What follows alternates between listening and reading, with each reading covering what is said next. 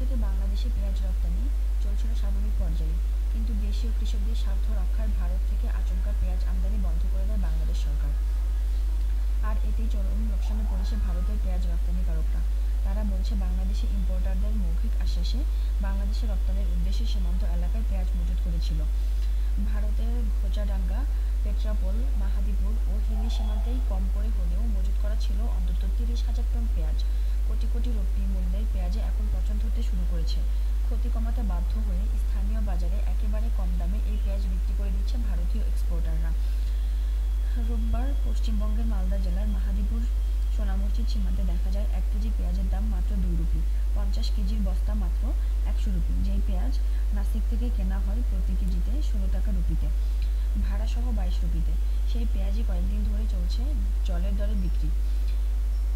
মালদার খুচরো বাজারে পেঁয়াজের দাম 20 থেকে 22 রুপি প্রতি কেজিতে। ইংরেজ বাজার শহর থেকে মাত্র 7 কিলোমিটার দূরে মাহাদীপুর গেলেই পেঁয়াজ মিলছে 2 টাকা কেজিতে।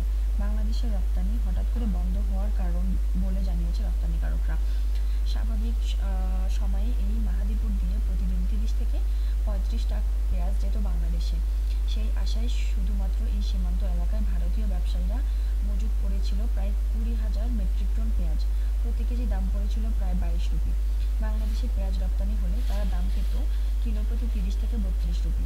প্রতি কেজি লাভ হতো 8 থেকে 10 রুপি। এতে কারোর ক্ষতির পরিমাণ 60 লাখ, আবার কারোর 1 কোটি রুপি। একই ছবি হিলি, পেট্রাপোল ও ঘোচাডাঙ্গা সীমান্তেও। ব্যবসায়ীরা বলছে, নভেম্বর মাসের 16 তারিখ বাংলাদেশের আমদানি রপ্তানিকারক গ্রুপ এক বিজ্ঞপ্তিতে জানায়, কিছুদিন ধরে কৃষি সম্প্রসারণ অধিদপ্তর ভারতীয় পেঁয়াজের ইম্পোর্ট পারমিট নিয়ন্ত্রণ করছে। প্রথমে কিছু আমদানিকারককে 50 টন, পরে আবারও কয়েকজনকে 30 টন করে আইপি দেওয়া হয়েছিল। দেশীয় কৃষকদের স্বার্থ এর কিছু পরেই পেঁয়াজ আমদানির গোটা প্রক্রিয়া আচমকা থামিয়ে দেয় বাংলাদেশ সরকার। ব্যবসায়ী সজিবুল শেখ বলেন, আমরা কেউ 50 গাড়ি, আবার কেউ 70 গাড়ি পেঁয়াজ নাসিক ও ইন্দোর থেকে কিনে মালদায় নিজেদের গোডাউনে রেখেছিলাম। বড় লরিতে পেঁয়াজ নিয়ে আসা হয়েছিল। 22 রুপি কেজি দরে 1 টনের দাম হয় 2200 রুপি।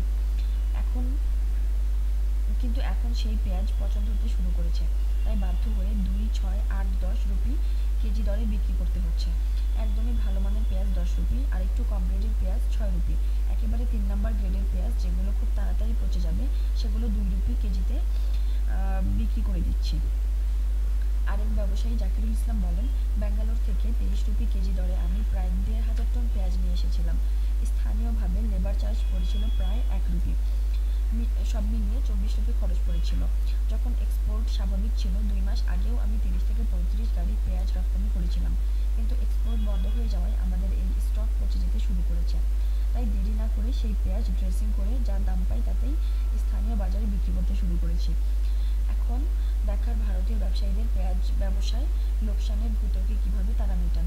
তবে আগামী 2 মাসের মধ্যে আবার নতুন পেঁয়াজ যখন বাজারে উঠবে, তখন পেঁয়াজ ব্যবসা ব্যাপক ধসের সম্মুখীন হবে ভারতীয় ব্যবসায়ীরা।